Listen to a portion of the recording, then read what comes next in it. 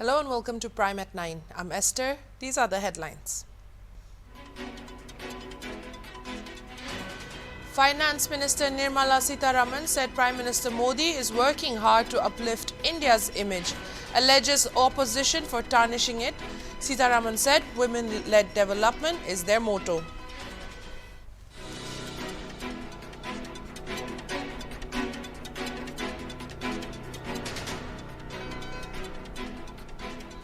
BJP President JP Nadda sets target to strengthen the party. Nadda asserts its best is yet to come for the BJP. BJP plans to reach out to Sikhs.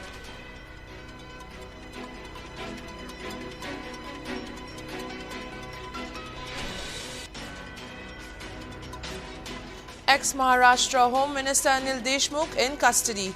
Remands him to 14-day judicial custody. Bombay High Court set aside Sessions Court order.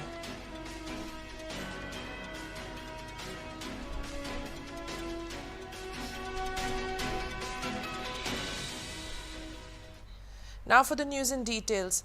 Shija Hospitals and Research Institute has announced the first homegrown private medical college in Northeast India during a press conference that was conducted at the institute in Langaul in Imphal West. Speaking during the occasion, the chairman of the institute, Dr. Palin Kundongbam, said that after due inspection and screening, the National Medical Commission has permitted the institute to start a new private medical college with 150 students intake capacity per year at the Health Village in Imphal West under the name and style of Shija Academy of Health Sciences from the academic session 2021 to 22. Shija Academy of Health Sciences is the first homegrown private medical college in north of India. City Manipal is from Manipal and it is in collaboration with the government of city. And there was another private medical college in Tripura, Agartala, but now it has been taken over by the society, government of Tripura. So it is no longer private. So Dr. Palin said that the proposed private medical college will have an academic block and an independent subsized 700-bed teaching hospital which will be constructed within 2 years. Shija plans to have a satellite 100-bed hospital at the international border Moreh to cater to primary and secondary healthcare for the border areas of India and Myanmar, and also a rural health center within a 40-kilometer radius. instead of 20 acres, NLC has agreed for 10 acres only. That's why we have started. And it is mandatory to have 250 bed running hospitals for the last 2 years. We have 300. That's why they have accepted us also. And the government of Manipur has given disability certificate for 150 students per year. So it will be very close. And the other campus is about 700 meters. It is a walking distance. We'll show you the structure we have constructed in the last 9 months. The seat-sharing state government nominee, Shija management nominee and non-resident Indian plan and the annual fee structure is already proposed to the government of Manipur based on one of the nearest private medical colleges in Kolkata, as there is no full private medical college in the northeast of India. Dr. Palin said that the medical college will not only generate employment but also help the state to develop as one of the global healthcare destinations.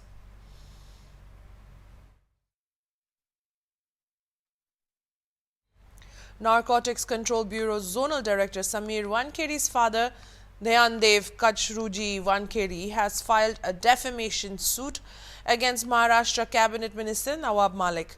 The father of the NCB officer has moved to the Bombay High Court, saying recent statements by the NCP leader have defamed his family. According to the details, Wankeri's father has sought a compensation of Rs 1.25 crore in the case.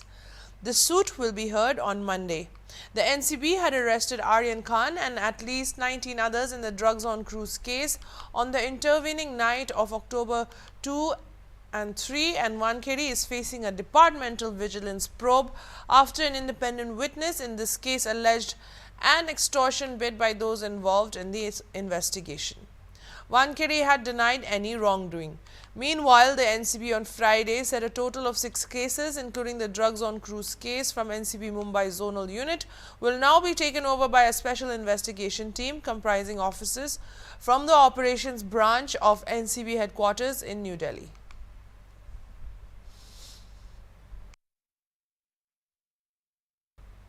Setting the tone for upcoming assembly elections in 5 states, BJP President JP Nadda on Sunday set targets to further strengthen the party's organization and asserted that its best is yet to come.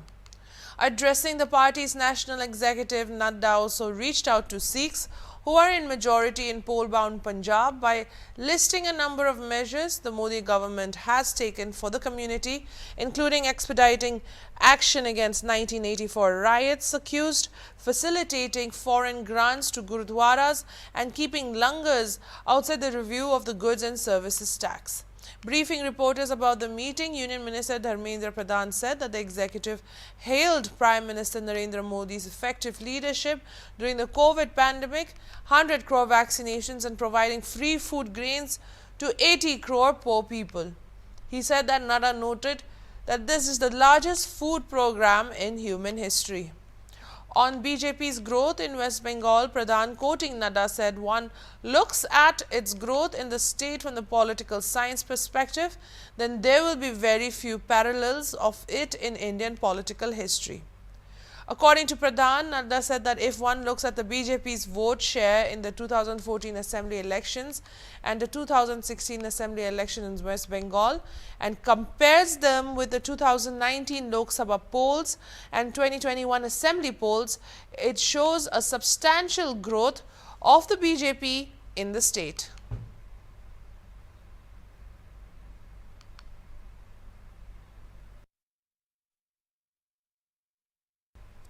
Listing out the accomplishments of the government during her speech at the BJP National Executive Meeting, Finance Minister Nirmala Sitharaman took a shot at the opposition, accusing them of tarnishing India's image. While India is being praised across the world for the vaccination program, we also remember the skepticism spread by the opposition over the vaccination from the very beginning. The minister said that India's great methodical way in administering over 100 crore vaccine doses is being praised across the world. She pointed out that rupees 36,000 crore was allocated in the budget for vaccination and improving overall healthcare infrastructure. The entry of women in defense and army and the establishment of Sainik schools came as part of the resolution, the minister said. Women-led development is the motto, she said. Several party leaders in the meeting have stressed on vaccination numbers and the distribution of free ration to the poor under the Pradhan Mantri Garib Kalyan Yojana. National institutions and leaders have looked at India's very methodical way of doing the vaccination, issuing online certification, whilst many others were doing only manually given receipts to say vaccination has been done. The CoWIN app, about which every country has been looking at, saying it's a very, very well-designed app, which is simple to use, but yet even if you didn't register your slot through it, you could still go and get your certificate through CoWIN, and therefore it is always recorded. So in a very methodical fashion, the vaccination. North Tripura District Court awarded jail custody to 4 people who have been arrested for allegedly promoting hatred among 2 religious groups after the October 26 violence in Tripura's Panisagar area.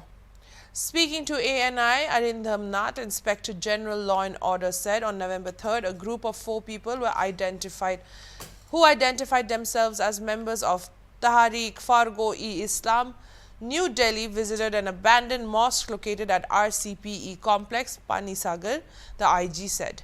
Since the whole area had been put under high alert and extensive security arrangements were there, the police inquired about their identity, but they misbehaved, the official stated. They rather threatened the police personnel and opened their mobile cameras and started making statements with ulterior motives, the IG informed. It was evident that they were trying to provoke disharmony in the area, the IG said. Soon after the incident, a case was registered against the four with Panisaka Police Station under IPC sections 120B, 153A, 153B, 503, 504 and Section 13 of the ULAP for the punishment of unlawful activities, the IG further stated.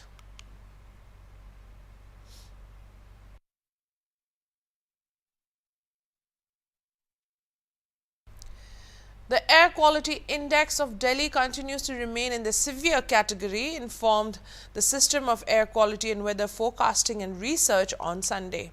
As per SAFA's analysis at 6:15 a.m. today, Delhi's overall air quality was found to be in a severe category with the AQI standing at 436.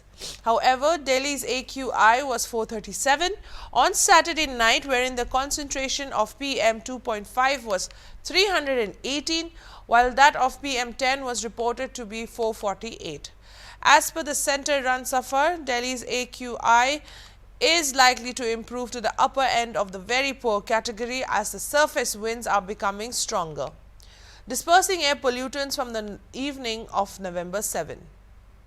An AQI between 0 to 50 is considered good, 51 to 100 is satisfactory, 101 to 200 moderate, 201 to 300 poor, 301 to 400 very poor, and 401 to 500 are marked as severe or hazardous. एक साल बाद आई हूँ after Covid और lockdown के बाद and pollution definitely Diwali के बाद वैसे ही बढ़ जाता है। दो तीन कारण है, एक तो है दिवाली पे वैसे ही हो जाता है, एक ट्रांसपोर्ट पोल्यूशन है and according to me Delhi के एयर क्वालिटी वैसे ही खराब है। इट्स जस्ट दैट विंटर्स होते हैं तो वो सेटल डाउन हो जाता है तो हमको ज्यादा दिखने भी लगता है। इनहेल करते वक्त पॉल्यूशन फील होता है। अभी हम साइकिलिंग कर रहे हैं तो एक अलग सा ही मतलब फीलिंग आती है पॉल्यूशन की इनहेल करते वक्त, जो अजीब लगता है। और पॉल्यूशन से बचने के लिए और कोविड के चक्कर में डबल मास्क कर रहा है। Iraqi's Prime Minister Mustafa al-Kadhimi survived an assassination attempt with armed drones that targeted his residence early this morning.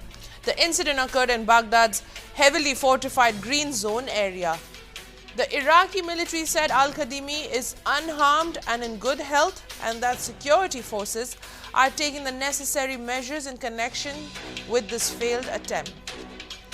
A drone laden with explosives struck the building, injuring 6 of his bodyguards in an apparent assassination attempt, officials said. Kadhimi called for calm and restraint from everyone. Al-Kadhimi, a former intelligence chief, was sworn into office in May last year. The attack, which comes after violent unrest over recent election results, was condemned by both the US and Iran. Security sources say that 3 drones were used in an attack launched from near Republic Bridge on the river Tigris, but 2 were shot down. No one has claimed that they carried out the attack in an area of the city housing many government buildings and foreign embassies. Images published by Iraqi media showed damage to parts of the residence as well as an SUV vehicle parked in the garage. The official was quoted as saying that it is premature now to say who carried out the attack.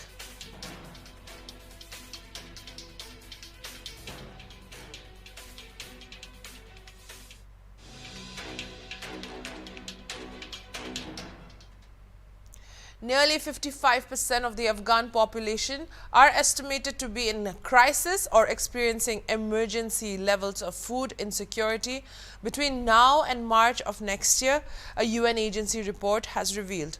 Speaking to journalists in New York, the spokesperson for the UN Secretary General pointed to reports that isolated clashes and violence affecting civilians and resulting in casualties continued countrywide this week.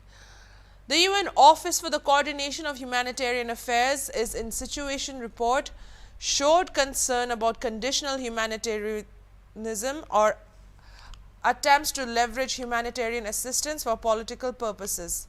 The Afghanistan Flash Appeal, which targets 11 million people with aid through the end of the year, seeks $6 million US and is currently 54% funded.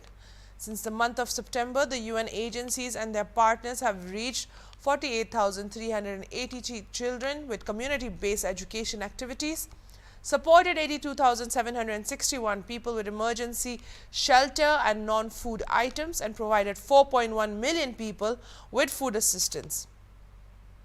UN News reported that about 580,050 people got primary health care and 85,623 children under 5 received treatment for acute.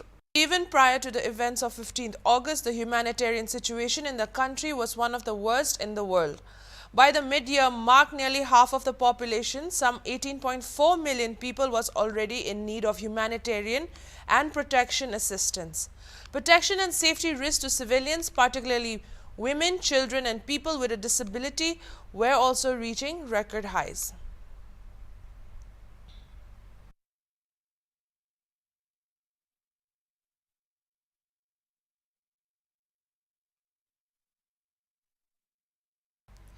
As Delhi air quality remains between severe and very poor category, environmental experts stress that the centre and state should take collective efforts to mitigate the pollution. Apart from bursting firecrackers, stubble burning, power plants, industries, transportation, fugitive dust, construction sites and biomass emissions remain another major source of pollution throughout the year. Delhi government, in a bid to lessen the pollution, has flagged off 144 water tankers. However, environmentalists said it was an emergency measure only. An environmental activist, Vimlendu Jha, told ANI the wind speed has increased, because of which pollution is getting dissipated. Water tankers are emergency measures, but it is not a solution, Jha said. He further said that mitigation of dust should be 365 days of activity, as pollution is not a Delhi-centric problem, but a pan-India trouble. I think we will have to control and look at in immediate periphery of Delhi NCR the kind of coal thermal power plants that we have. We have almost 100 of them, in like 300-kilometer radius. In the sense, all of that will have to be taken.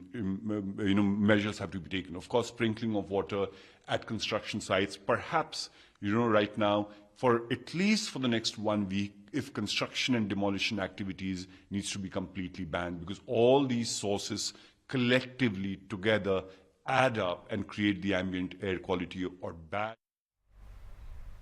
France has emphasized partnership with India as a major pillar of the Indo-Pacific strategy. It has stressed upon its continuing commitment to the Indo-Pacific region as a resident power. This was highlighted during National Security Advisor Ajit Doval's visit to Paris for the annual India-France Strategic Dialogue.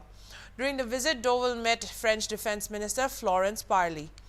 The Indian Embassy in Paris tweeted that both leaders discussed ways to expand bilateral and regional cooperation, deal with new threats and support India's defense industrialization and self-reliance. The National Security Advisor also met French Foreign Minister Jean-Yves Le Drian. According to an official statement, India and France agreed to strengthen bilateral defense and security partnership. This will be done through enhanced intelligence and information sharing, operational, cooperational, bolstering mutual capabilities and expanding bilateral exercises. New initiatives in maritime, space and cyber domains will also be pursued. France reiterated its commitment to fully support Prime Minister Narendra Modi's vision of Atmanirbhar Bharat and defense industrialization, joint research and technology development in India. Both the countries also agreed that emerging trends in global affairs reinforce the need for closer partnership between the two countries, including in the UN Security Council and other UN forums.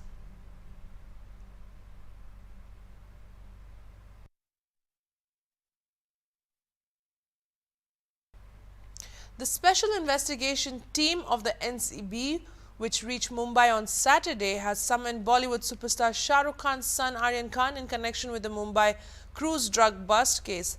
6 cases, including the Cordelia cruise drug seizure case in which Aryan Khan was arrested last month, were transferred from NCB Mumbai Zonal Unit to the SIT team on Friday.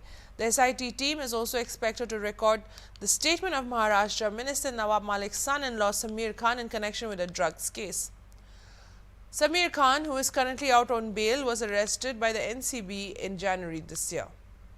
The SIT team under senior IPS officer Sanjay Kumar Singh has started recording statements of people connected with the 6 cases that has taken over from the Mumbai NCB.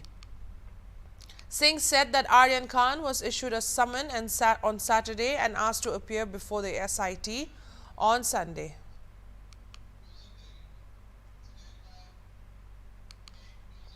That's all for the news. Keep watching Hornbill TV.